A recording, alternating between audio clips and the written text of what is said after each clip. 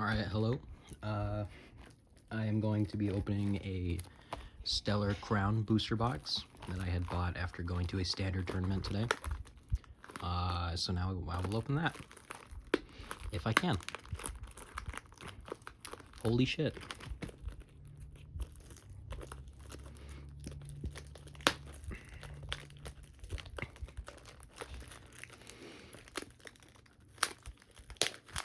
Strong plastic.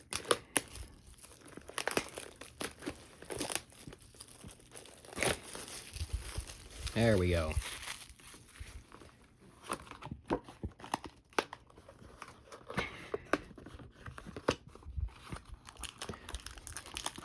Hopefully that we get some really good stuff. I'm mainly hoping just for like a Terapagos EX.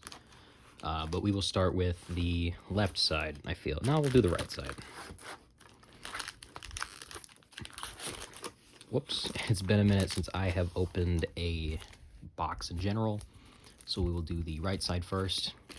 And we will start with a Cinderace art pack. I tend to try to open them gently so I can...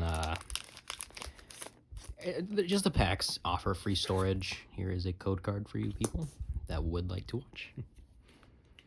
Alright, we got a Ponyta, Cubone, Glameow, Milcery. I gotta maybe position this down a bit more. Drifblim, Rapidash, Reverum, Koraidon, Clang, Cradily as our holo, and then the energy. I'll set these to the side.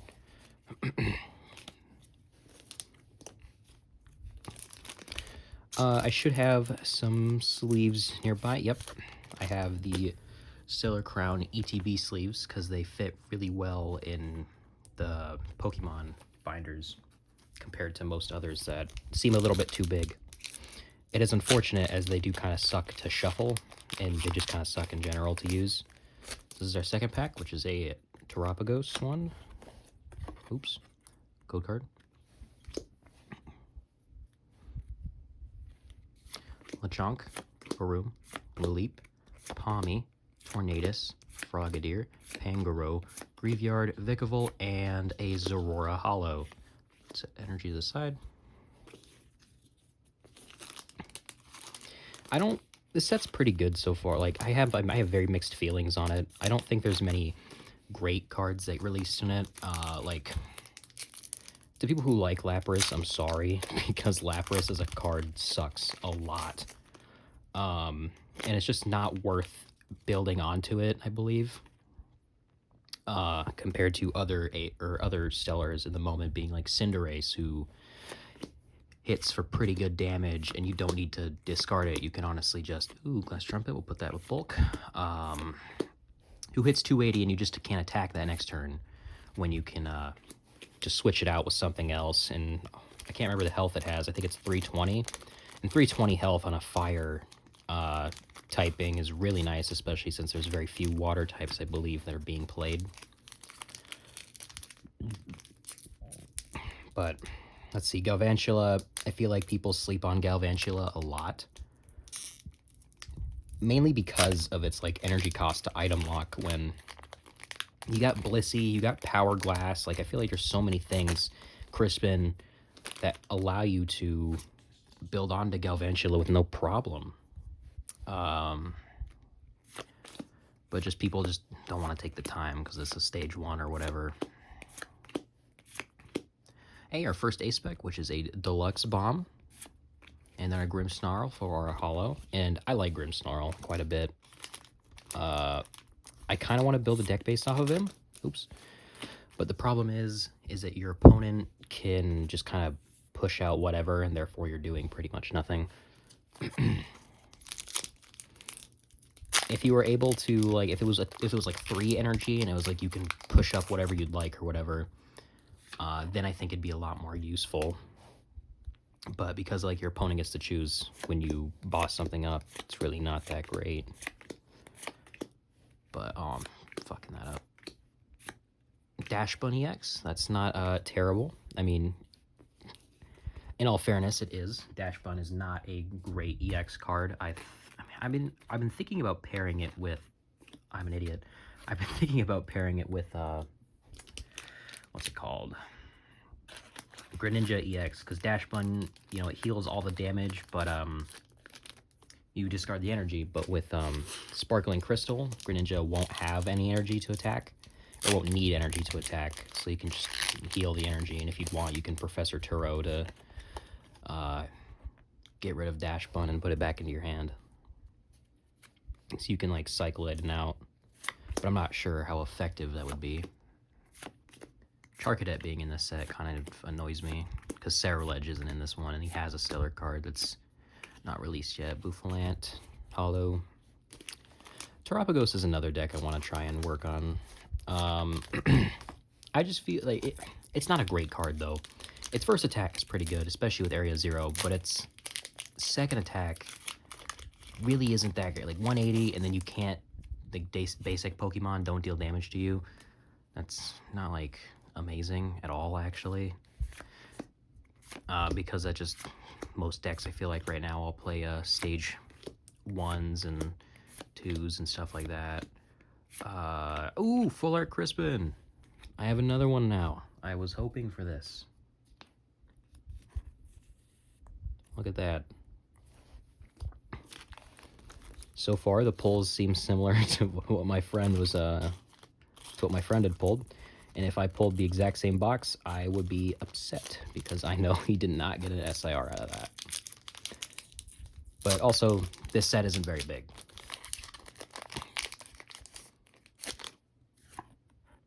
Code card. Crispin is one that I would like to use more of, but I don't use a lot of decks that run 2 or more cards. Drudna. And if you see me put items aside and then be like, oh, well, you didn't do that with some other packs, it's probably because I'm just now remembering to do that. Oh my. There we go. Because I think the only stellar deck I want to use is Terapagos. Because the other stellar cards, ooh boy, I don't think they're that good. Because it's what? Galvantula. I know there's one more, I think. Code card? You know what? Maybe I'm wrong. I think it's only the 4. Because if it is only the 4, then boo, that does kind of suck. Melmetal. I don't understand why Melmetal got 2 more cards. I like Melmetal a lot. Its design is really funny to me. But then it got an EX and Obsidian Flames, which is arguably a decent EX. And then Temporal Forces, it got a baby, which isn't bad. But then in this set, it proceeded to get another baby and then another EX, which are both, I think the baby on this one, though, was a lot better than the one that was in Temporal Forces, as the EX in this one is a lot worse compared to the one that was, hey, I have this one, compared to the EX and Obsidian Flames, because the Melmetal for this one can only do up to 200 damage, which is bad. That's, like, laughably bad.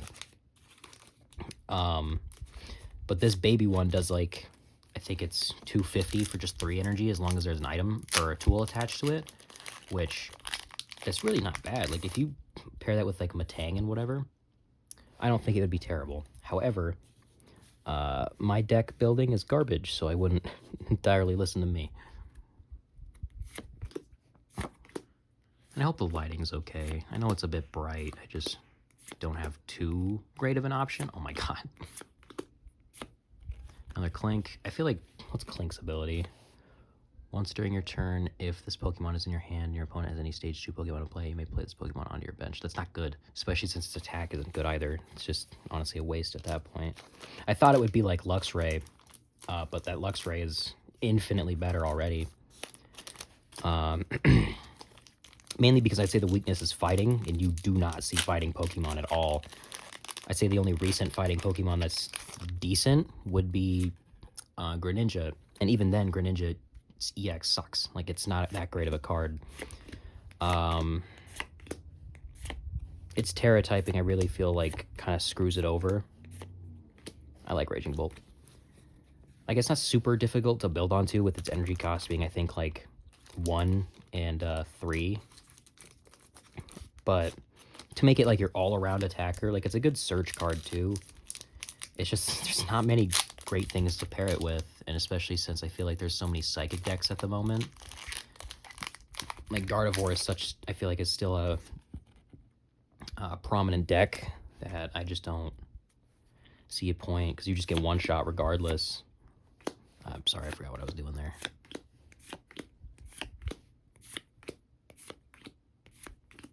Hey, Blastoise EX. I want to build the Blastoise EX deck because I like Blastoise. Oops.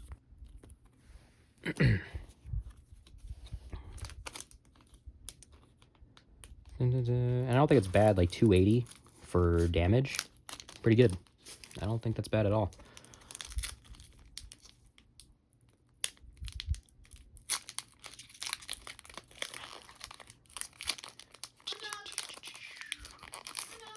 I'd say maybe the biggest problem with Blastoise is your discarding energy, but I guess energy retrieval is not that hard to come by or use.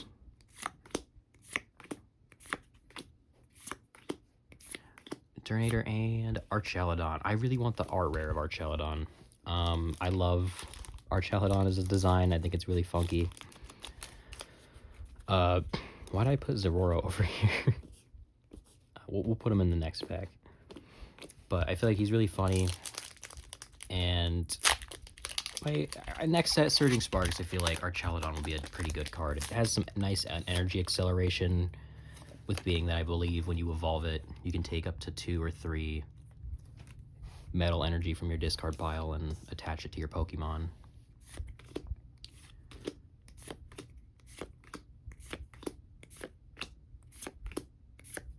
And Lydian Hollow. We don't like Lydian. And the pre-release Lydian's pretty good, but overall I just think Lydian's not going to be used in anything.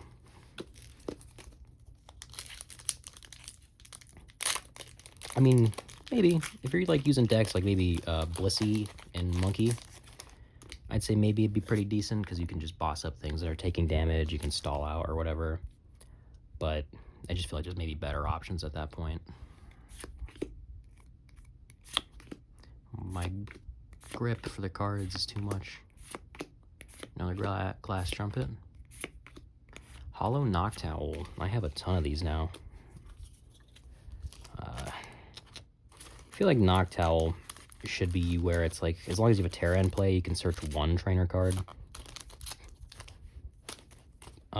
For every turn, I guess, or once per turn, but I like how it is now. The problem is I just don't want to use that because I feel like it's a very big waste of a bench space.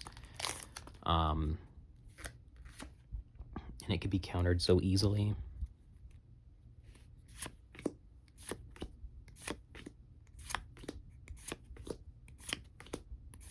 I have so many Kofus. With how many pre-releases I've gone to, the amount of Kofus I have is insane. But it's a good card. I think people will use it in pretty much almost every deck that they have.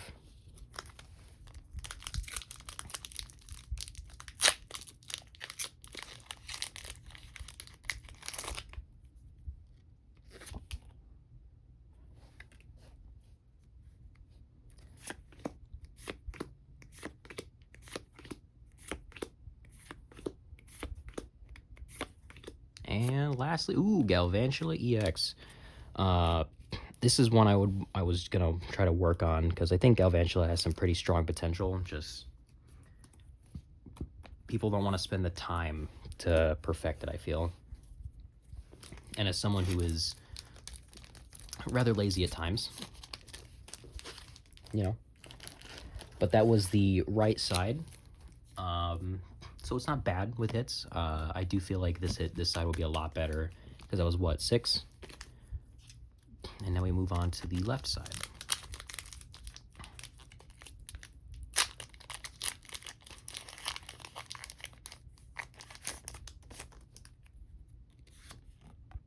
Code card.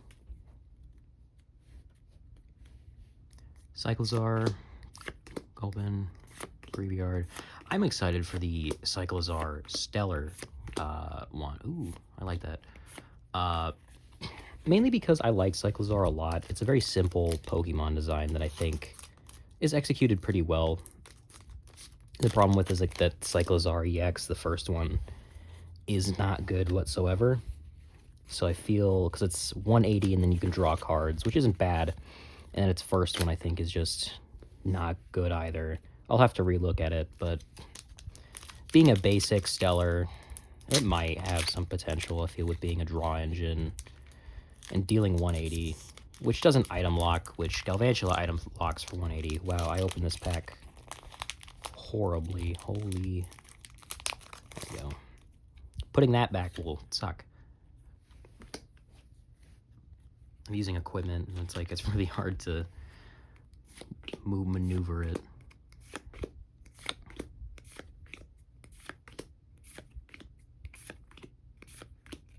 Zora Hollow. I don't think I'll be making my money back unless I get an SIR, which I strongly doubt it. But, you know, we gotta be positive here. I know I don't sound like it, but I am.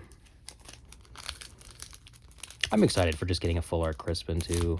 Crispin is, I think, one of my favorite supporters from this set. He's very cool in the game, too. I think it's a he.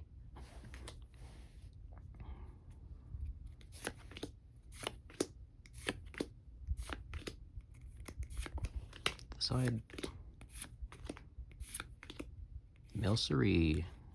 That's nice. I didn't know Milcery had one. It's a very nice looking card.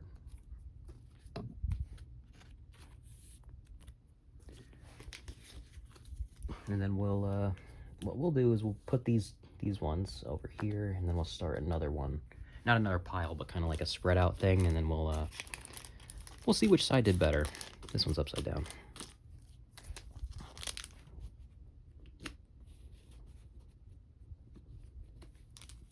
But yeah, I feel like this set kind of, it can be good, and I just feel like it's disappointing in some areas. What did I miss? There we go. Am I holding on to the right thing? There we go. It's disappointing in some areas compared to Twilight Masquerade, which had a bunch of super playable cards, I feel. Like, Bug Catching Set is super helpful. Teal Mask Ogerpon can be practically used in everything if you wanted. If you wanted to just energy switch a lot of things. Ooh, Full Art Briar. I traded away mine, so finding another one is awesome. What does suck, though, is that Briar is not a great card. That is the unfortunate part. Because it's very situational. You have to get into that situation for, I feel like, for it to be helpful. It's like with Charizard, you can get into that situation because I think they're running Dusknoir now, and Dusknoir automatically gives them a prize card, so you can take advantage of that. And then you could take more prize cards by just using Dusknoir and Dusclops. Grimmsnarl Hollow. The next, I don't think it's the next set. I think it's going to be in the set next year, I think, with the trainer Pokemon. I'm really excited for Marnie's Grimmsnarl because, again, I don't know, I think I ever said that, but I love Grimmsnarl a lot. Let me just, foot hurts.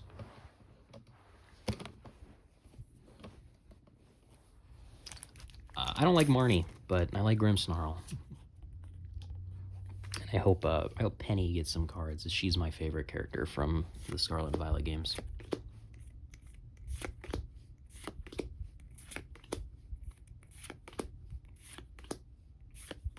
And Gargonicle EX. I'm starting to think I shouldn't have traded for any of them.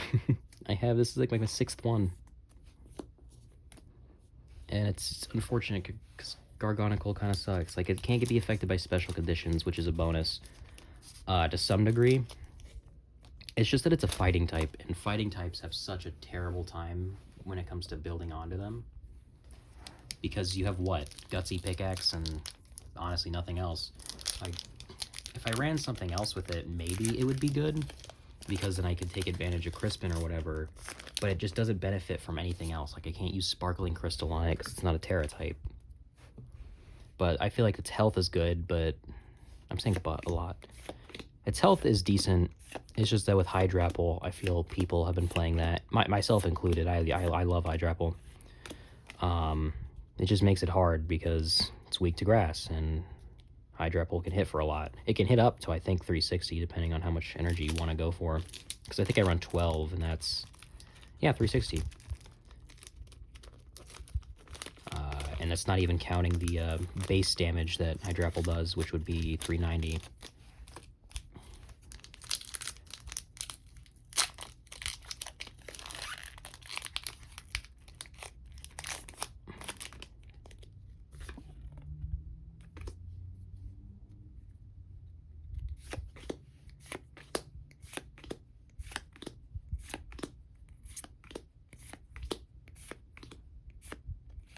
I'm not talking a lot, and I'm sorry.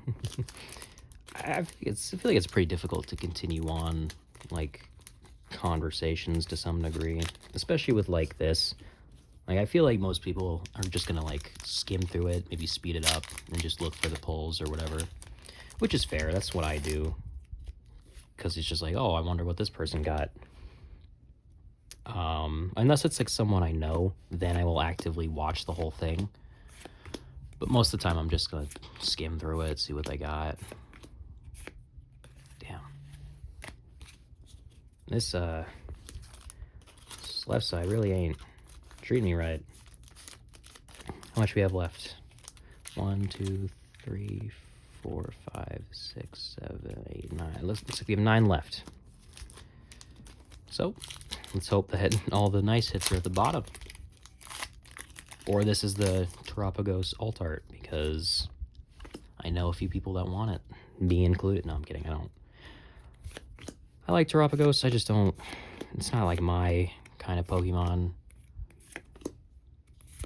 But getting bulk for this set is nice, because there's a bunch of playable cards like Glass Trumpet, Crispin. I placed these in the wrong spot, so now I gotta, there we go. Crispin. I'm hoping for the alt art Hydrapple. I love Hydrapple, and the alt art looks so nice. And I've seen someone pull it, and the holo on it is mind-blowing.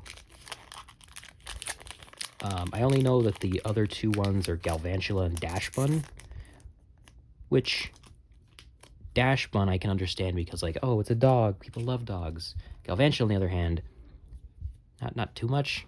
And then Lacey and Briar both got it. Briar I can understand is you would think it'd be a pretty playable card. Lacey, on the other hand, it's not that great of a card. I think Lacey sucks. It's a very situational one as well. I'd say the only benefit it has is being a late night or a late game Professor's Research, but because Iono, you kind of benefit your partner, or you're screwing yourself over. When I'm using Banette, I'm thinking about maybe putting Lacey in there instead, because almost all the time I will have them at a guaranteed that, and I just get a bunch of cards instead of them. Because a lot of the times when I'm using Banette, I kind of Iono, and then I realize, oh, they went from, like, 7 cards down to, like, damn, 3 because of their prizes. Now, even if I use Poltergeist, I'm only doing 180 if it's all trainer cards.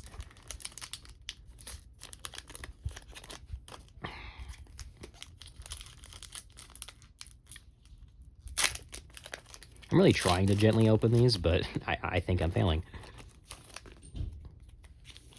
Move that aside. Code guard.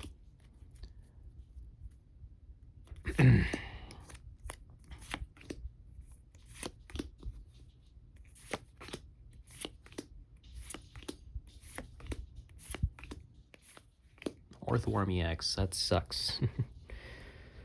It's a funny name. It's a funny guy. Bad card. A really bad card.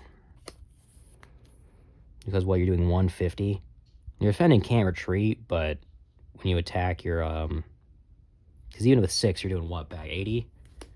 Ooh, man, that's horrible. This set has a bunch of really bad, like, basic EXs, or just regular non-stellar EXs. Like, I even think, like, obviously it's a reprint, Venusaur and Blastoise, but at least they're like decent. But I think with every other EX in this set, it's just some random stuff they decided to put in. Because at least like Twilight Masquerade, it had a even like somewhat playable. Ooh, we like that. Even somewhat playable EXs like Blissey. You know, it's used quite a bit, and you can even use it in decks like the Stellar ones.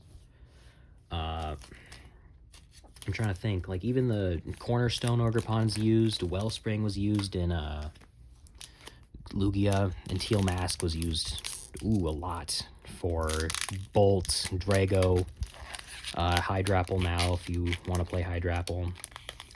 Even the Terra types, like Greninja wasn't great, but at least it was like a decent card. That's not the code. This is the code. All right, this is our fourth one. We have 3 more to go after this.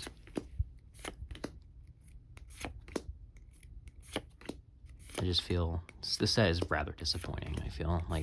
I think in the beginning I said that I had mixed feelings, but the more I pull from this, the more I'm just, nah, it's not. It's disappointing is what it is. It's a small set. It could honestly be the size of a special set. Like, if they did this with Shrouded Fable or whatever, maybe Shrouded Fable would have been a better set, because that set is awful.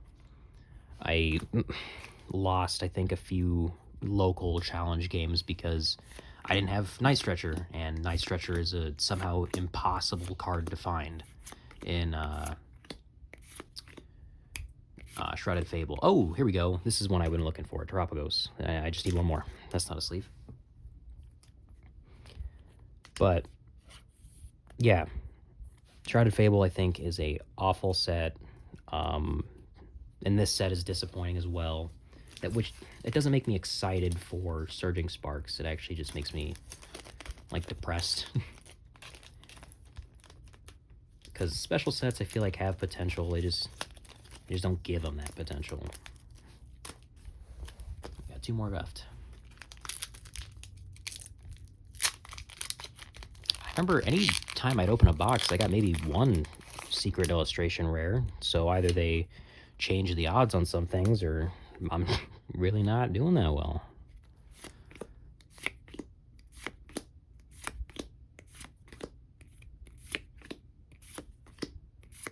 And Noctowl Hollow.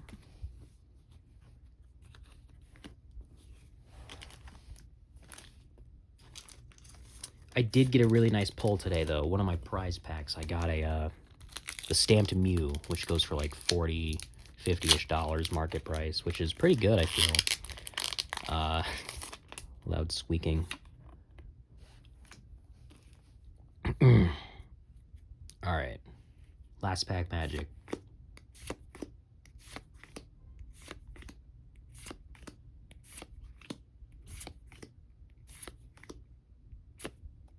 Dang.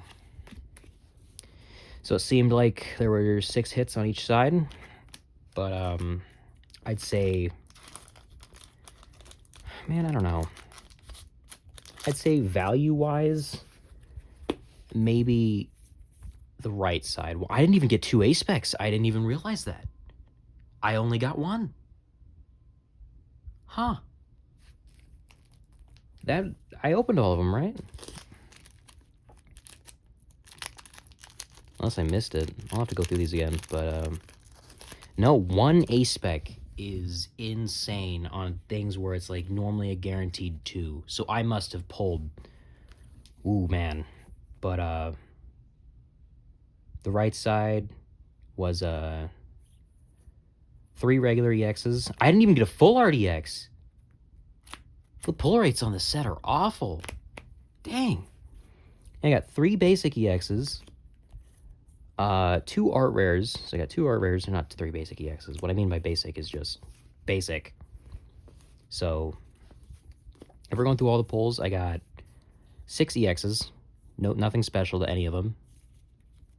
I got 3 art rares, being Turtonator, Joltik, and Milcery, which I already have this one, so this is honestly, for me, it's just 2.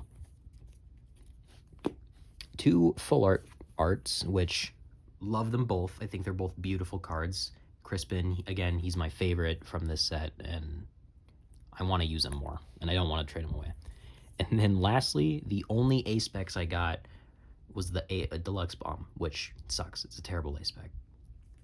So, wow, that's honestly a pretty disappointing box. But, thank you for stopping by and watching.